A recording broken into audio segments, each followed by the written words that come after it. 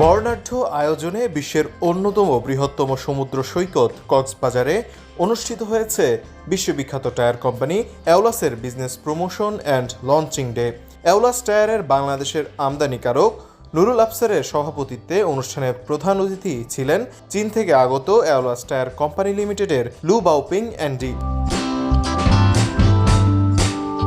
AR tyre কর্পোরেশনের managing director Shahriar আফসারের পরিচালনায় বর্ণাঢ্য এই অনুষ্ঠানে বিশেষ অতিথি হিসেবে বক্তব্য রাখেন এওলাস টায়ারের দক্ষিণ এশিয়ার আঞ্চলিক পরিচালক চুই চাঙ্গেল টান্ডলার, প্রোডাক্ট ইঞ্জিনিয়ার চেন ক্যাং।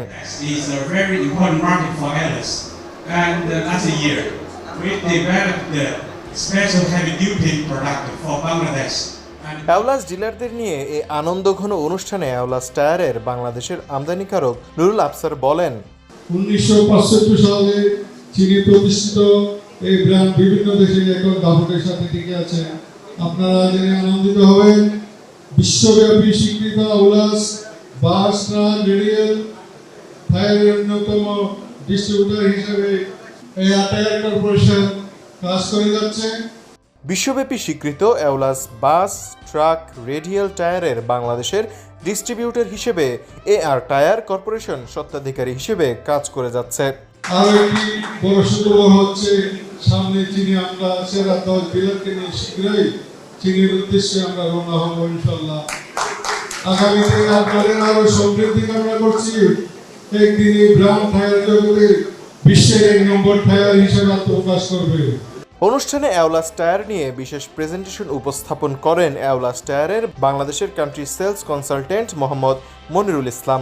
আমাদের এওলাস টায়ার কোম্পানি গ্লোবালি সফলতা হচ্ছে 58 বছর। আমাদের কোম্পানি প্রতিষ্ঠিত হয় 1965 সালে। প্রায় 7000 এর উপরে আমাদের কোম্পানি এমপ্লয়ি আছে এবং 2.6 মিলিয়ন স্কয়ার মিটার আমাদের ফ্যাক্টরি ফ্লোর এবং 20 বছর যাবত আমরা সাংহাই স্টক এক্সচেঞ্জে আছি এবং বিশ্বব্যাপী 500 ফরচুন ওয়ার্ল্ডওয়াইড এন্টারপ্রাইজের সঙ্গে আমাদের সিনোকেম হচ্ছে মেজরিটি স্টক হোল্ডার্স। 10% আমরা ওনারশিপ আছি পিটিজি গ্রুপের, 90% শেয়ার হোল্ডার অফ পিটিজি। আমাদের দুটো ইন্ডাস্ট্রিয়াল সাইট আছে, জাউজুয়া এন্ড অ্যানাদার ইজ তাইওয়ান। অনুষ্ঠানে বাংলাদেশে এওলাস টায়ার বিপণনে সেরা 10 প্রতিষ্ঠান প্রধানের হাতে পুরস্কার স্বরূপ চীন ভ্রমণের টিকিট তুলে দেওয়া হয়।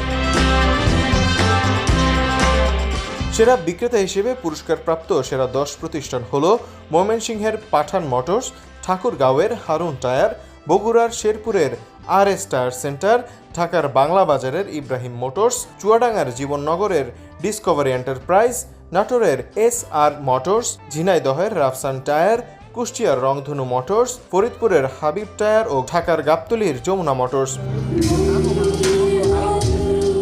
অনুষ্ঠানে দেশের প্রখ্যাত শিল্পীরা সঙ্গীত পরিবেশন করেন।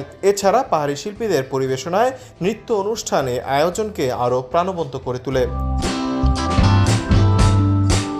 অনুষ্ঠানে সব অংশগ্রহণকারীদের নিয়ে আয়োজন করা হয় বিশেষ র্যাফেল ড্র।